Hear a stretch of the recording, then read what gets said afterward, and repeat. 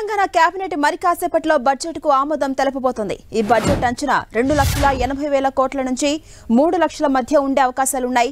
మరి కాసేపట్లో బడ్జెట్ ప్రతులను మండలి చైర్మన్, అసెంబ్లీ స్పీకర్ కు ఆర్థిక మంత్రి భట్టి విక్రమార్క అందించబోతున్నారు. అలాగే ప్రజాభవన్ లో ఉదయం 10:15 సీఎం రేవంత్ రెడ్డికి కూడా భట్టి విక్రమార్క బడ్జెట్ కాపీని అందించబోతున్నారు. ఇక ఇవాళ రాత్రి ప్రజాభవన్ లో డిప్యూటీ సీఎం భట్టి విక్రమార్క విందును ఏర్పాటు చేశారు. ఈ విందుకు సీఎం రేవంత్ రెడ్డి, స్పీకర్ గడ్డం ప్రసాద్ కుమార్, ఆర్థిక శాఖ ఉన్నతాధికారులు, ప్రభుత్వ సలహాదారులు, ఎమ్మెల్యేలు, ఎమ్మెల్సీలు హాజరు కానున్నారు.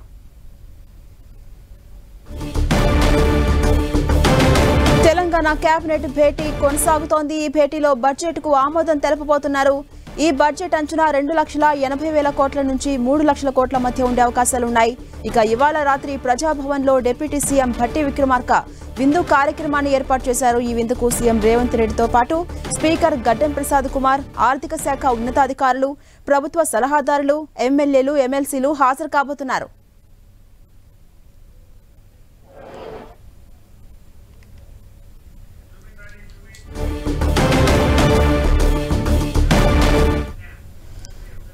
ఇదే అంశంపై మరింత సమాచారం మా ప్రతినిధి కరుణాకర్ అందిస్తారు. కరుణాకర్, తెలంగాణ కేబినెట్ భేటీ కొనసాగుతోంది. ఈ భేటీలో బడ్జెట్ కు ఇవాళ ఆమోదం తెలపబోతున్నారు. అప్డేట్స్ ఏంటి? ఝాన్సీ, కాసేపటి క్రితమే అసెంబ్లీ కమిటీ హాల్లో తెలంగాణ మంత్రివర్గం ప్రత్యేకంగా భేటీ అయింది. ముఖ్యమంత్రి రేవంత్ రెడ్డి అధ్యక్షతన జరుగుతున్న ఈ భేటీలో మంత్రులందరూ కూడా పాల్గొన్నారు. ఈ భేటీలో 2024-25 ఆర్థిక సంవత్సరానికి సంబంధించిన పూర్తి స్థాయి ఆర్థిక బడ్జెట్కు కేబినెట్ మరి కాసేపట్లో ఆమోదం తెలుపబోతుంది. బడ్జెట్కు సంబంధించిన ప్రాథమిక స్వరూపాన్ని డిప్యూటీ సీఎం, ఆర్థిక మంత్రి మల్లు భట్టి విక్రమార్క కేబినెట్కు వివరిస్తున్నారు. ఆ వివరించిన తర్వాత కేబినెట్ ఆర్థిక బడ్జెట్కు ఆమోదం తెలుపబోతుంది. ఆమోదం తెలిపిన వెంటనే ఆర్థిక మంత్రి భట్టి విక్రమార్క కౌన్సిల్కు వెళ్తారు. కౌన్సిల్ చైర్మన్ గుత్తా సుఖేందర్ రెడ్డికి బడ్జెట్ కాపీలను అందిస్తారు. ఆ తర్వాత 10:15 అసెంబ్లీ స్పీకర్కు కూడా బడ్జెట్ కాపీలను అందించబోతున్నారు. ఆ తర్వాత 10:30కి ముఖ్యమంత్రి రేవంత్ రెడ్డికి బడ్జెట్ కాపీలను అందిస్తారు.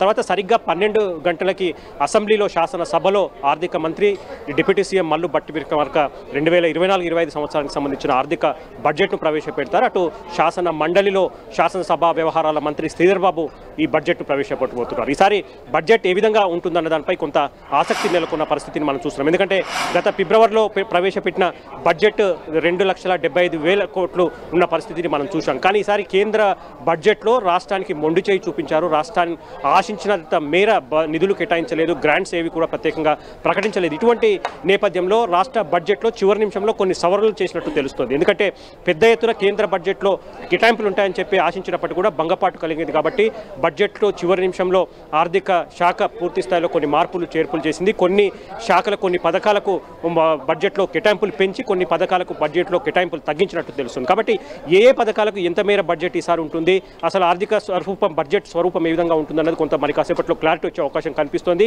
మనకున్న సమాచారం మేరకు ఈసారి బడ్జెట్ 2,80,000 కోట్ల నుంచి 2,90,000 కోట్లు ఉండే అవకాశం కనిపిస్తుంది. అందులో అప్పులకే ఎక్కువగా కేటాయింపులు ఉండే అవకాశం కనిపిస్తుంది. ఎందుకంటే గత ప్రభుత్వం నుంచి చేస్తూ వస్తున్న అప్పులన్నీ కూడా ఇప్పుడు ఇన్స్టాల్మెంట్లతో పాటు వడ్డీలు కట్టే పరిస్థితి ఆసన్నమైంది. కాబట్టి ప్రతి నెల వడ్డీలు, ఇన్స్టాల్మెంట్లు చెల్లించేందుకు కూడా భారీ స్థాయిలో ప్రభుత్వంపై భారం పడుతుంది. కాబట్టి ఆ లెక్కలన్నీ కూడా బేరీజు వేసుకున్న తర్వాత సంక్షేమ పథకాలకు ఎంత మేర బడ్జెట్ కేటాయిస్తారు, నిధులు కేటాయిస్తారన్న దానిపై కూడా కొంత ఆసక్తి నెలకొంది. అందులో ఎక్కువగా ఈసారి వ్యవసాయ శాఖకే బడ్జెట్ ఎక్కువగా ఉండే అవకాశం కనిపిస్తుంది. సుమారు వ్యవసాయ శాఖ అన్ని రంగాలకు కలిపి 50,000 కోట్ల పైచిలకు ఈసారి బడ్జెట్ ఉండే అవకాశం కనిపిస్తుంది. ప్రధానంగా 6 గ్యారంటీల్లోని రైతు రుణమాఫీకే దాదాపు 30,000 కోట్లు కేటాయించే అవకాశం కనిపిస్తుంది. మరోవైపు రైతు భరోసాకు 15,000 కోట్లు కేటాయించే పరిస్థితి మనం చూస్తున్నాం. దాంతోపాటు ఇరిగేషన్ శాఖ కూడా ఈసారి భారీగా 30,000 కోట్లు లోపు, అంటే 28 నుంచి 30,000 కోట్లు కేటాయించే అవకాశం కనిపిస్తుంది. ఇక విద్యాశాఖను పూర్తి స్థాయిలో ఈసారి ప్రక్షాళన చేస్తామని చెప్పి ప్రభుత్వం ఇప్పటికే ప్రకటించింది. విద్యాశాఖలో మార్పులు తీసుకొచ్చి ప్రతి ఇంటిగ్రేటెడ్ స్కూళ్లను ఏర్పాటు చేసి పూర్తి స్థాయిలో రెసిడెన్షియల్ స్కూళ్ళు మోడల్ను తీసుకొచ్చే ప్రయత్నం చేస్తుంది. కాబట్టి ఈసారి విద్యాశాఖ కూడా భారీగా 18,000 నుంచి 20,000 కోట్ల రూపాయలు కేటాయించే అవకాశం కనిపిస్తుంది. యథావిధిగా వైద్యశాఖ కూడా 15-16,000 కోట్లు ఈసారి కేటాయించే అవకాశం కనిపిస్తుంది. దాంతోపాటు కాంగ్రెస్ ప్రభుత్వం యొక్క ప్రాధాన్యత అంశాలు ఏవైతే ఉన్నాయో 6 గ్యారెంటీలతో పాటు మిగతా పథకాలు కావచ్చు, సంక్షేమ అభివృద్ధి కార్యక్రమాలకు కూడా ఈసారి కేటాయింపులు భారీగా ఉండే అవకాశం కనిపిస్తుంది. మూసీ ప్రక్షాళన ఈసారి దాదాపు 5 ఏళ్లలో 1,50,000 కోట్ల రూపాయలు మూసీ సుందరీకరణకు కేటాయిస్తాం, ఖర్చు చేస్తామని చెప్పి ముఖ్యమంత్రి రేవంత్ రెడ్డి ప్రకటించారు. కాబట్టి ఈసారి బడ్జెట్లో ప్రత్యేకంగా మూసీ రివర్ డెవలప్మెంట్ కూడా నిధులు అధికంగానే కేటాయించే ఛాన్స్ కనిపిస్తుంది. కాబట్టి బడ్జెట్లో ఏ రంగాలకు ఎంత మేర కేటాయింపులు ఉంటాయి, ఏ రంగాలు రంగాలకు ఎంత మేర కేటాయింపులు తగ్గుతాయి, ఎందుకంటే కేంద్ర బడ్జెట్లో నిరాశ ఎదురైంది. కేంద్ర బడ్జెట్లో రాష్ట్రానికి మొండి చేయి చూపించారు కాబట్టి ఈసారి తెలంగాణ బడ్జెట్పై ఆ రిఫ్లెక్ట్ ఖచ్చితంగా ఆ ప్రభావం కనిపిస్తుందని చెప్పి మనకు తెలుస్తున్న సమాచారం. ఝాన్సీ. అలాగే కరుణాకర్, మనం చూస్తే కనుక తెలంగాణలో రేవంత్ రెడ్డి సర్కార్ ఇప్పటికే పలు ఆరోపణలు చేస్తుంది. గత సర్కార్పై అప్పుల భారం ఎక్కువగా మోపింది, ఆ అప్పులకి వడ్డీలు కట్టడానికే సమయం సరిపోతుంది. అలాగే కేంద్రం కూడా ముండి చేయి చూపించిందని ఆగ్రహాన్ని వ్యక్తం చేసింది. ఈ నేపథ్యంలో ఇప్పుడు తెలంగాణ కేబినెట్ భేటీ అనేది కొనసాగుతోంది. ఈ భేటీలో ఏ నిర్ణయం తీసుకునే అవకాశాలు ఎక్కువగా కనిపిస్తున్నాయి? ఖచ్చితంగా రెండు అంశాలు తెలంగాణ ప్రభుత్వం కొంచెం ఇబ్బందికరంగా మారింది. ఒకటి, గత బీఆర్ఎస్ ప్రభుత్వంలో చేసిన అప్పులు కావచ్చు, దాదాపు 7 లక్షల కోట్ల పైచిలకు అప్పులు ఉన్నాయి. వాటన్నిటికి కూడా టర్మ్ ఏదైతే ఇన్స్టాల్మెంట్ అంటే వాయిదాలు కట్టే టర్మ్ ఇప్పటికే ఆసన్నమైంది. ప్రభుత్వం ఇప్పటికే ఆ పని స్టార్ట్ చేస్తుంది. ప్రతి నెల గత ప్రభుత్వం చేసిన అప్పులకు వడ్డీలు కట్టడంతో పాటు ఇన్స్టాల్మెంట్స్ కూడా చెల్లిస్తుంది. ఆ భారం ప్రభుత్వంపై ఎక్కువగా పడుతుంది. అందుకు తోడు కేంద్ర బడ్జెట్లో తెలంగాణకు చాలా ఆశలు పెట్టుకుంది. తెలంగాణకు కొన్ని ప్రాజెక్టులు ప్రకటిస్తుంది. బయ్యారం స్టీల్ ఫ్యాక్టరీ కావచ్చు, కాజీపేట రైల్వే కోచ్ ఫ్యాక్టరీ కావచ్చు, లేదంటే మెట్రో రైల్, హైదరాబాద్ మెట్రో రైలుకు అదనపు నిధులు కావచ్చు, లేకపోతే అదనంగా ప్రత్యేక గ్రాంట్స్ కావచ్చు. ఇవన్నీ కూడా ఆశించిన తెలంగాణ ప్రభుత్వానికి నిరాశ ఎదురైంది. కేంద్ర బడ్జెట్లో ఈ కేటాయింపులు ఏవి కూడా జరగలేదు. దాంతోపాటు రెగ్యులర్గా వచ్చే గ్రాంట్స్ విషయంలో కూడా కేంద్ర ప్రభుత్వం కోత పెడుతున్న పరిస్థితి. కాబట్టి ఇవన్నీ కూడా తెలంగాణ ప్రభుత్వం బేరీజు వేసుకుంది. ఇవన్నీ బేరీజు వేసుకున్న తర్వాత అప్పులకు కట్టే ఇన్స్టాల్మెంట్స్, వాటికి కట్టే వడ్డీలు, దాంతోపాటు సంక్షేమ అభివృద్ధి కార్యక్రమాలకు కేటాయింపులు, దాంతోపాటు తెలంగాణ ప్రభుత్వానికి ఈ ఆర్థిక సంవత్సరం వివిధ శాఖల ద్వారా వచ్చే ఆదాయం, వీటన్నిటిని బేరీజు వేసుకున్న తర్వాత వాస్తవికతకు దగ్గరగా బడ్జెట్ను రూపొందించాలని చెప్పి ముఖ్యమంత్రి రేవంత్ రెడ్డి ఆర్థిక శాఖను ఆదేశించారు. కాబట్టి ఈసారి ఖచ్చితంగా అంచనాలన్నీ కూడా సమాన స్థాయిలో, అంచనాలన్నీ కూడా వాస్తవికతకు దగ్గరగా ఉండే అవకాశం కనిపిస్తోంది. కాబట్టి కేటాయింపుల విషయంలో మాత్రం ఖచ్చితంగా కాంగ్రెస్ ప్రభుత్వం 6 గ్యారంటీలు ప్రతిష్టాత్మకంగా తీసుకుంది. కాబట్టి 6 గ్యారంటీలకు, సంక్షేమ అభివృద్ధి కార్యక్రమాలకు కేటాయింపులు ఈసారి ఎక్కువగా ఉండే అవకాశం కనిపిస్తుంది. ఝాన్సీ. అలాగే కరుణాకర్, ఈసారి బడ్జెట్ అంచనా వచ్చేసి 2,80,000 కోట్ల నుంచి 3 లక్షల కోట్ల మధ్య ఉండే అవకాశాలు ఉన్నాయని అంతా భావిస్తున్నారు. దీనికి సంబంధించి సమాచారం ఏమైనా తెలిసిందా? ఎంతవరకు ఎక్స్పెక్ట్ చేయొచ్చు?